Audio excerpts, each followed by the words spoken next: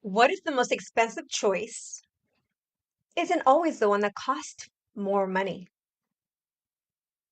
What if the real cost is what happens inside of you after you choose it? Like your peace, your joy, your truth, your self-respect. Because sometimes we choose the reasonable thing, the cheaper thing, the easier thing. And then later, we feel resentful. Maybe that resentment isn't random. Maybe it's the part of us saying, hey, I matter too. Sound like you? Sound like someone you know? Yes. Let's talk about it.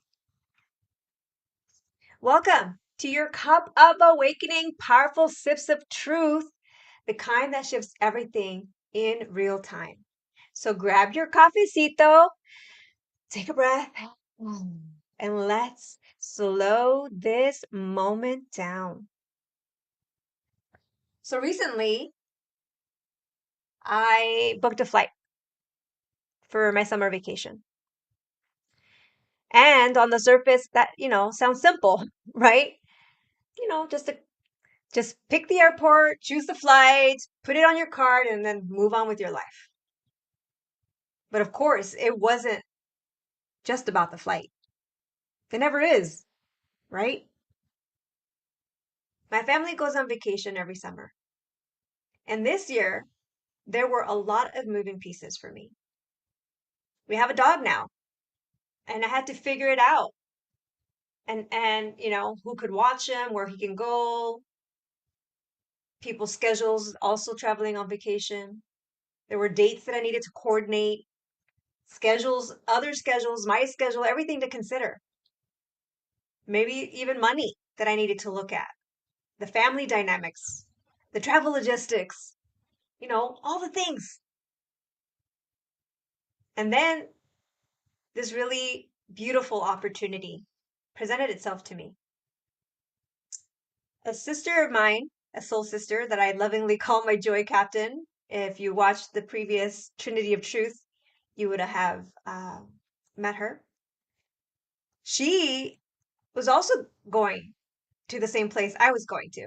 And she offered and invited me to her home where she has a lake house because she was going to be driving up to meet a friend where my family is.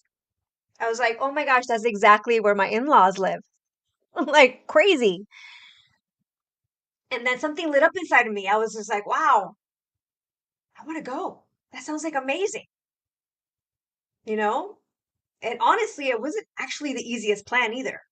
It was definitely not the cheapest plan, but it felt like joy. It felt like connection. It felt like relationship. And I wanted the lake energy. I wanted to meet my joy captain in person. And it felt like I was going to get a little bit of the piece of the summer that I actually really wanted that was my own. And then when I started looking at flights, of course, like the itinerary was not really working. It was more expensive. I had to leave a day earlier for it to be around the same price. It was definitely cheaper to fly in and out of the place I was already going to instead of booking multi-city airports. And so immediately I was just started negotiating with myself. I started talking and saying, okay, maybe I should just go straight to where my family is. Maybe I shouldn't even make it more complicated. Maybe I should just be grateful that I get to go at all because the last 2 summers I haven't gone anywhere. I stayed home with my dog because it just seemed easier, less complicated. But I sacrificed my summer. There was a time where I was just like, maybe I'm just asking for too much, wanting to go to see my friend, be at the lake house, and then drive up and be with my family. I was like, maybe I'm just asking for too much. And I got so close, so close. I mean, I had to book in the flight straight to my family. I mean, I had put the credit card, everything. was already in there. My name, credit card, address. It was all there ready. All I had to do was hit book. And on paper, it literally made sense to do that. It was cheaper, it was easier, it was more convenient for everyone. But in my body, something didn't feel right. It wasn't sitting well with me. There was this like tiny little contraction that I noticed in my body. You know, that familiar feeling of like, here we go again, choosing the thing that looks practical while I'm ignoring what I actually want. Have you done that before? Is that you? And that's actually the moment when I realized that in that moment, it wasn't just about the flight anymore. It was the thing that I did over and over again. This was more about whether I was going to choose from my truth or just slip back into the old pattern of self abandonment, people pleasing, looking good.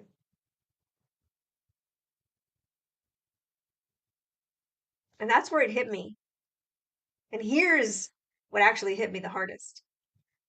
If I booked the cheaper flight, and skipped the part that I actually wanted to experience, I probably would have been resentful. Not because someone forced me, but because I chose it, and not because anyone necessarily did anything wrong, but because I would have known. I would have known it's not what I wanted to do. And I would have known that I actually ignored myself, my desires. Have you done that before? Abandoned yourself? Abandoned your needs, desires, wants, your joy, robbing yourself of your joy? And that's the part that really landed hard for me. Because yes, resentment can show up when someone crosses a boundary. That's real. But sometimes, resentment also shows up because we cross our own boundaries.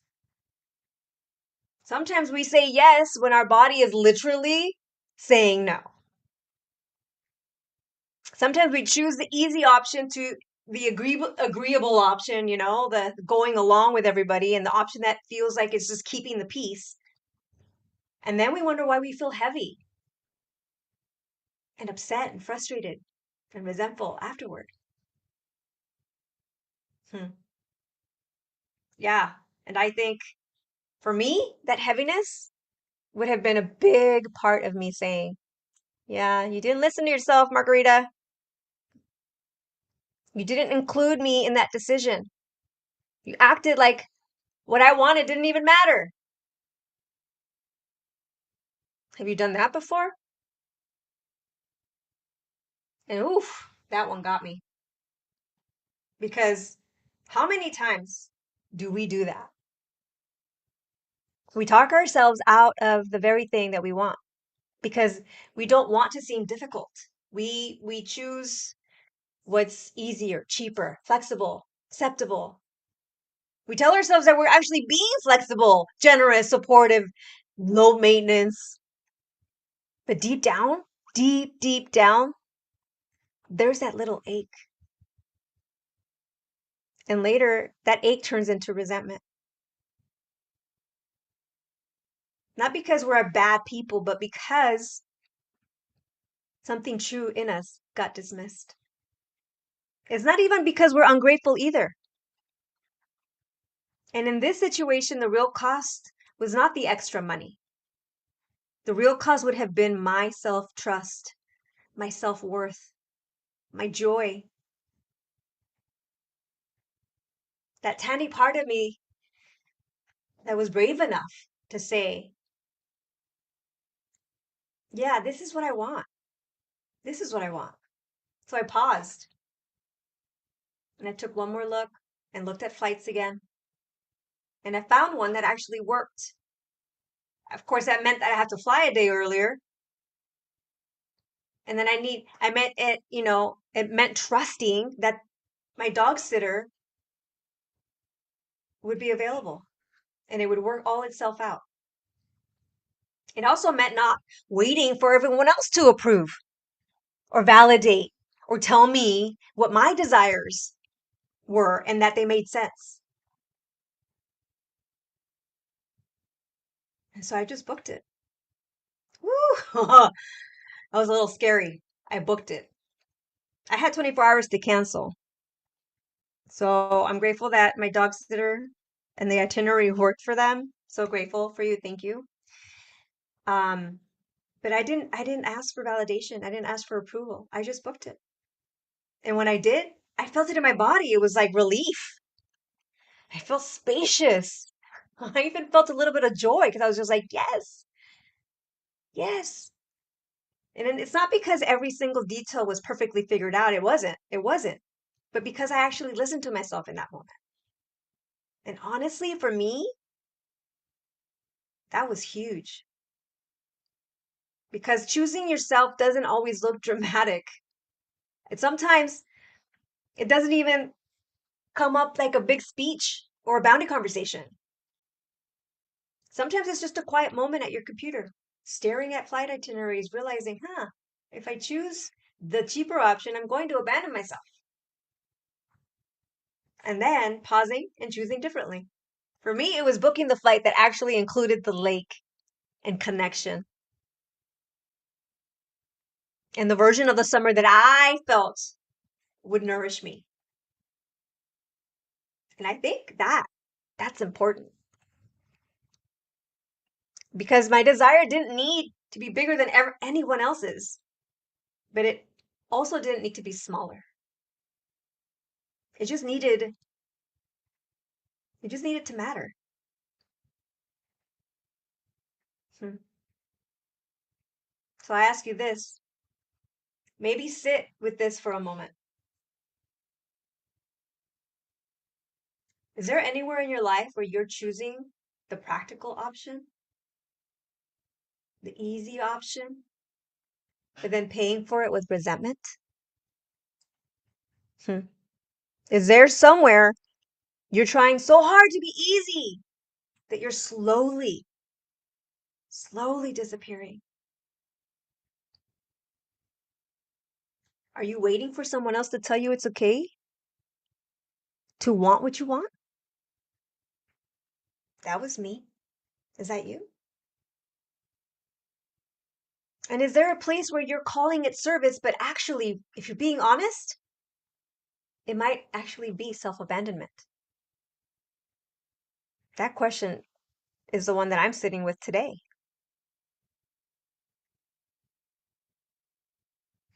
Like where does my desire get to matter to? But not in a demanding way. Not in a demanding way. Not in a forget everyone else. It's about me way. No, no, no. It was more in a truthful way. Because maybe the next level of service isn't sacrificing ourselves better. Maybe it's learning how to include ourselves in the decision. Hmm. Yeah, that was a big one. So before you make your next decision, especially one where you feel that you're shrinking, over explaining, or waiting for someone else to approve, pause for a second. Put one hand on your heart, the other on your belly. Take a deep breath and then ask yourself, what do I actually want? Not what is the easiest, not what will keep everyone comfortable, not what makes me look flexible and generous and a team player, but what do I actually want?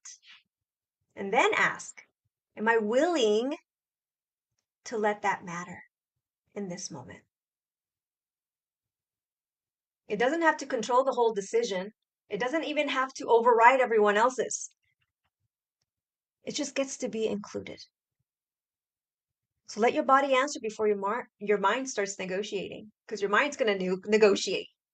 But let your body answer. Your body knows your truth. Hmm. If this stirred something in you, this conversation, I'd love to invite you into the Soul Spark Sisterhood Circle. It's a private Facebook group. It's a space for women who are learning to stop abandoning themselves in the name of being easy, helpful, strong, available, supportive, the strong one, right? Come share with us. Come share with us. Where are you practicing letting go desired? Where are you practicing letting go, letting your desire matter too? Where are you practicing letting your desire matter? Because chances are you're not the only one learning this, just like me. That was my cup for today. I almost booked the flight that would have made me resentful. And I'm so glad that I paused long enough to notice what was actually happening. Because the real cost wasn't the extra money.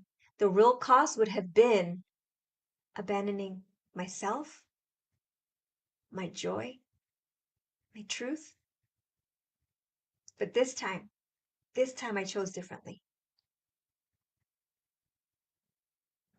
You don't have to get it perfect. You just need to notice, pause, and choose again.